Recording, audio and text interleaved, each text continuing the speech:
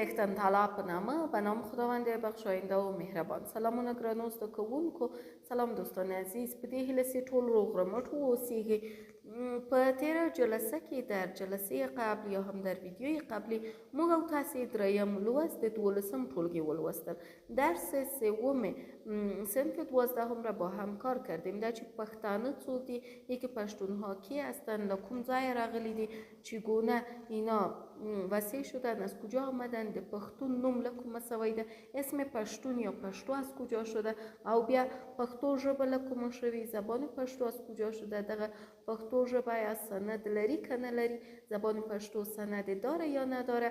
په دې هکله مو پوره بحث وکړ، کاملا بحث کردیم او درس مو زده کرد و درس را یاد گرفتیم. نن راځو امروز میاییم او څلورم لوست وایو و درس چهارم را با هم کار میکنیم. څلورم لوست درس چهارم، د کامپیوتر او اینترنت اهمیت کامپیوتر و اینترنت. یعنی که ما امروز کامپیوتر و اینترنت میفهمیم که چی ارزش و چی اهمیت دارد. خبری اتری گفتگو، یعنی این درس با شکل گفتگو هست و ما باید این یاد بگیریم.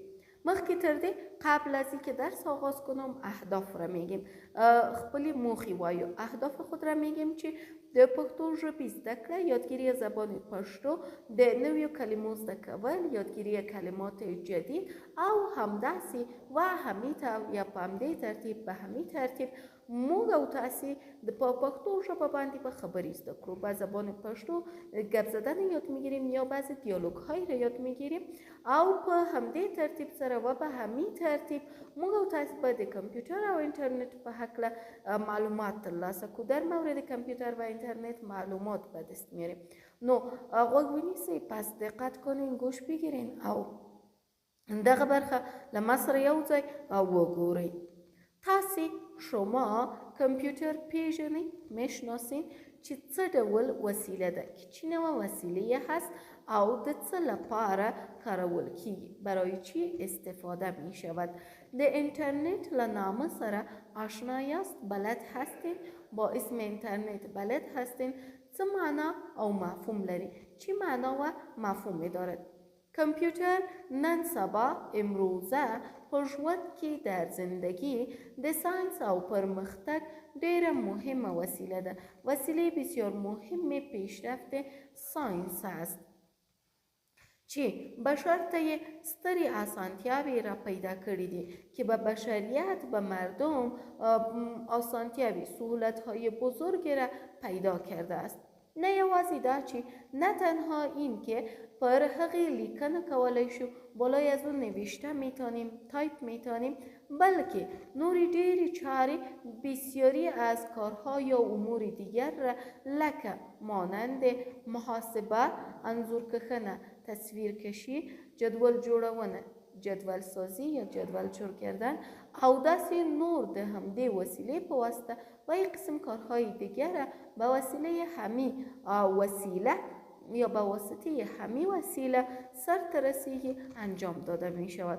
او هم د کامپیوتر د زده کړې په صورت کې و هم در صورت یادگیری کامپیوتر له اینترنت څخه از اینترنت چې نړۍ که جهان را د یوه کلي په څیر به قسم یک قریه په څیر به قسم یا به مثل یک قریه را نږدې کړي، نزدیک کرده است، د ټولې نړۍ یا د ټولې دنیا له حالاتو څخه خبریدای شي، از وضعیت و حالت تمام دنیا خبر شده میتونه یا آگاه شده میتونیم. نو ځکه پس به همین خاطر دا اړتیا ده، این ضرورت است چې هر څوک زده کړي، که هر کس یاد بگیره او ورته لاسرسی ولري و برایش دسترسی داشته باشد.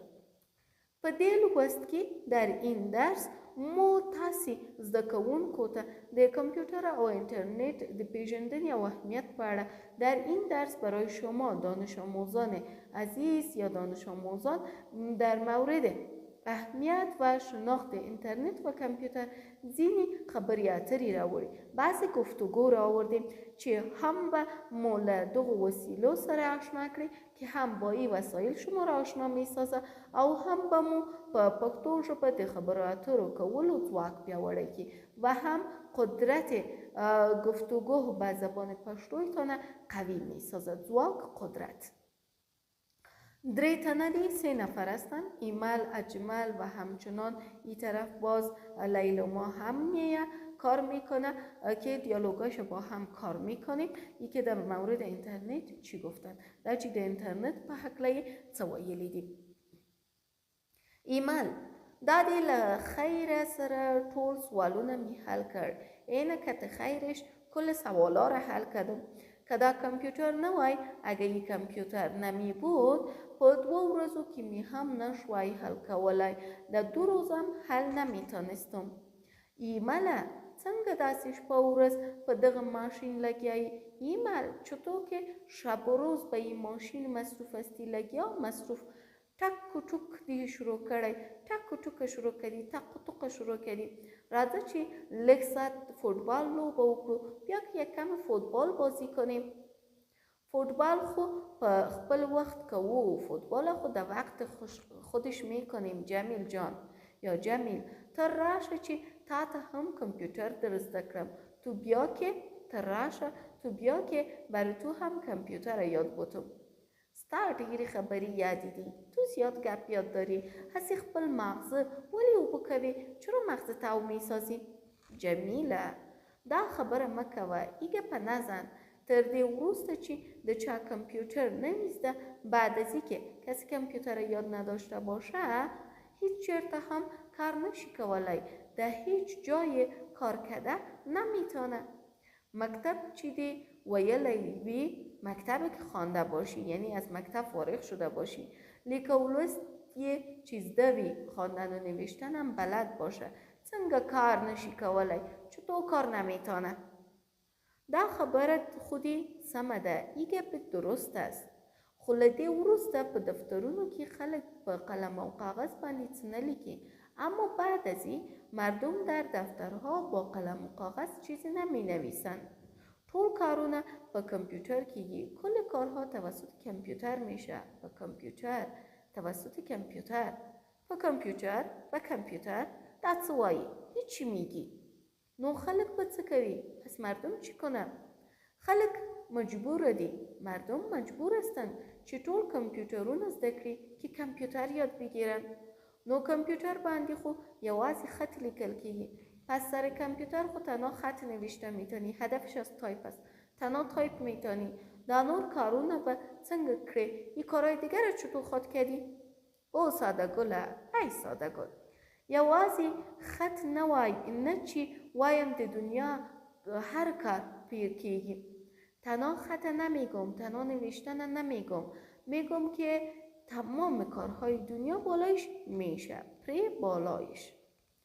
خو ما هم پری پوکره، خو مره هم بفامان چی کوم کارونه پری کیگی که کدام کارا سرش میشه. خط لیکل، خط نوشتن یا تایپ کردن، محاسبه، د انجینیری نقشه جوړول، نقشه جوړ کردن، نقشه های انجینیری، عکسونه اخیستل، عکس گرفتن. آشنا خود څه به درته وایم دوستم، چی برات بگویم؟ نن سبا په دنیا کې داسې کار نشته چې په کمپیوټر نه کیږي. د این روزا، د این شب و روز یا د این عصر حاضر د دنیا ایتو کاری نیست که توسط کمپیوتر نشه. نه بابا، نه بابا، چی داسی وای که ایتو باشه، چی داسی ده که ایتو هسته. زه خو په کور کې کمپیوتر نلرم، من خو در خانه خود کمپیوتر ندارم. دا به څنګه زده کوم؟ ایره چطور یاد بگیرم؟ هیچ غم مکوه، هیچ تشویش نکو، هیچ غم نخو. د ورځې 1 ساعت زموږ کور ته راځه، روزانه 1 ساعت خانه ما بیا. زه به یې در سره په یادولو کې مرسته کوم. ما د یاد دادنش با تو کمک میکنم. یاره ایمل انډیواله، تو خودی تر ډیره ژوندی اوسې.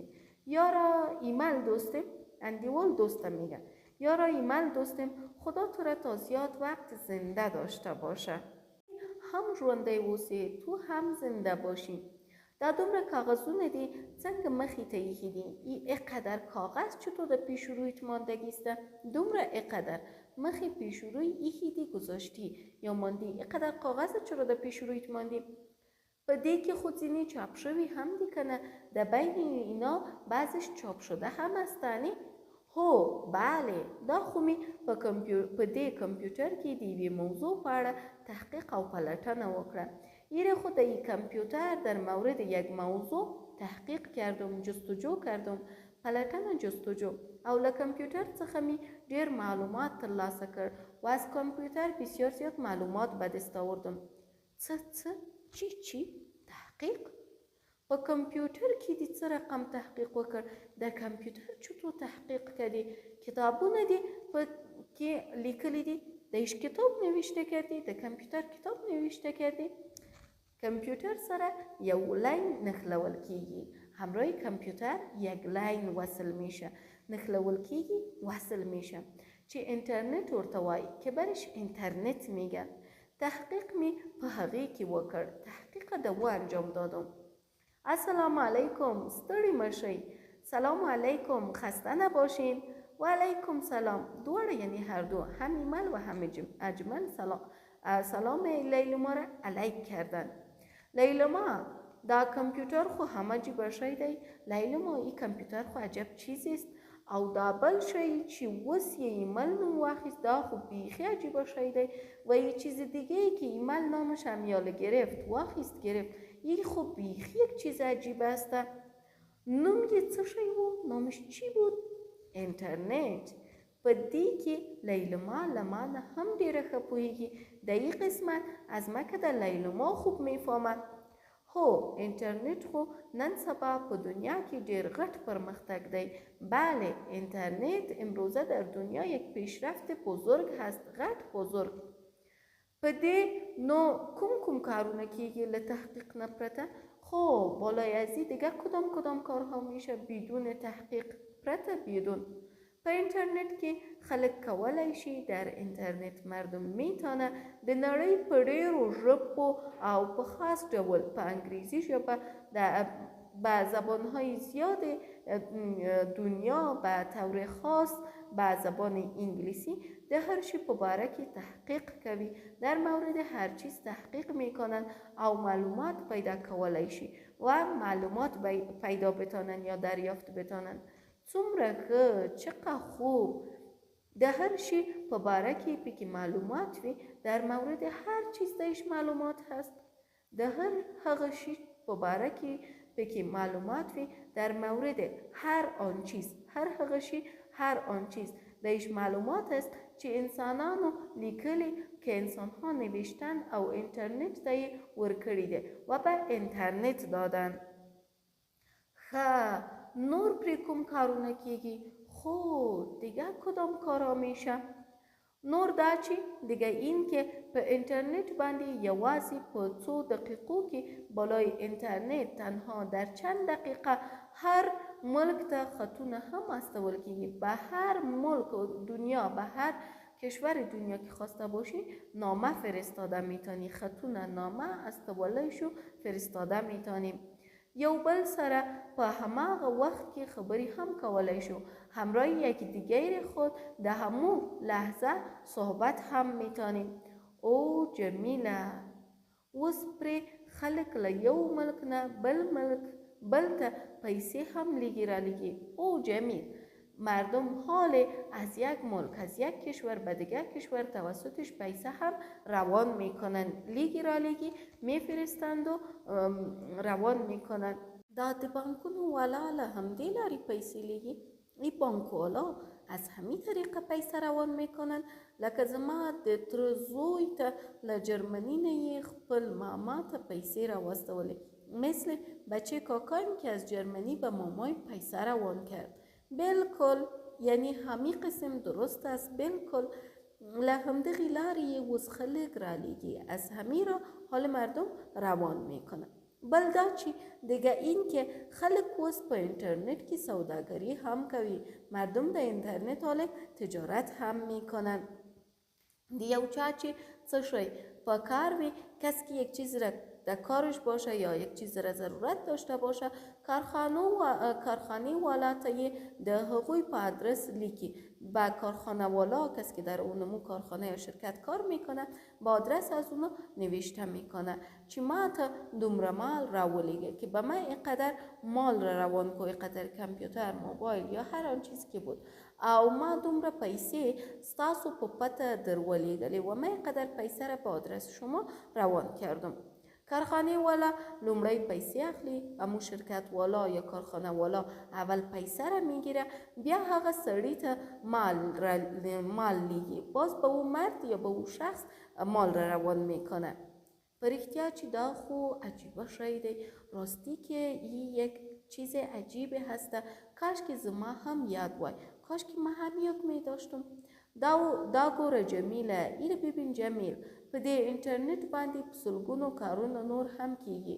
بالای اینترنت به صدها، سلګونه صدها کارهای دیگه هم میشه. خو زما ندیزدن و من خو یاد ندارم دیگه. خیر دی، خیر است. د دې لپاره چې اینترنت زده کړې، په خاطر از اینکه اینترنت یاد بگیری اول باید کامپیوتر زده کړې، اول باید کامپیوتر یاد بگیری. په کامپیوتر کې به زه در سره مرسته وکړم، در کامپیوتر من باید کمک خواد کردم. بیخی سمه ده، درست است، کاملا درست است. سر له همدې نن ورځې څخه زه کامپیوتر زده کول شروع کوم. سر از امروز من کامپیوتر یاد گرفتن شروع میکنم. اوس نو ځمه، حال دیگه از پیشت میرم. اوس نو ځمه کور ته، حال دیگه خانه میرم. ته د خدای پامان، د خدای پامان، خدا حافظ. دواړه هر دویشان په مخه دیگه پیش راهت خوبی. خب یه بود درس ما. راځو متن لنډیز وایو. میایم متن لنډیزه یا خلاصه متن با هم کار میکنیم. کمپیوټر نن سبا په ژوند کې د ساینس د پرمختګ خورا مهمه لاسته راوړنه ده. لاسته راوړنه دستاورد خورا بسیار. کامپیوتر امروزه در زندگی یک دستاورد بسیار بزرگ یا مهم برای پیشرفت ساینس است. چی بشریت ته ډېرې سترې اسانتیاوې رامنځته کړي دي که برای بشریت سهولت‌های بسیار بزرگی را به وجود آورده. په کمپیوتر کې نه یوازې لیکنه کېدلی شي، در کمپیوتر نه تنها نوشته شده میتونه بلکه ډېر پیچیده موضوعات و مسائل، بلکه موضوعات و مسائل بسیار پیچیده لکه مثل انځورونه، رسمی، محاسبه، ډېر مغلق جدولونه، جدول‌های بسیار مغلق او نوری چارې ترسره کېدلی شي و مسائل دیگه انجام داده میشه. او همدارنګه د کمپیوتر په زده کړې سره با یادگیری کمپیوتر کولای شو. می توانیم چې له اینترنت څخه هم ګټه واخلو، از اینترنت هم استفاده ببریم او د نړۍ د بیلابیلو هیوادونو د علمي پرمختګونو، اقتصادي غوړېدنې او نورو څېړنیزو موضوعګانو په اړه په څو شیبو کې د خپلې خوښې وړ معلومات ترلاسه کړو و در مورد دنیا، در مورد کشورهای متفاوت، اما پیشرفت‌های علمیشه، مسائل اقتصادیشه، پیشرفت‌های اقتصادی که صورت گرفته او نور و دیگر مسائلی که مثلا چی بوده، تحقیقی بوده، در مورد مسائل تحقیقی در مورد از او در چند لحظه اما چیز را که خواسته باشیم، معلومات که خواستیم او را به دست بیاریم. د نړۍ په پرمختللو هیوادونو کې در کشورهای پیشرفته جهان نوی نسل ټول د کمپیوټرونو په کارونه او زده کړې پوهیږي. نسل جدید تمامشان به استفاده کمپیوتر و به کاربرد کمپیوتر میفهمند.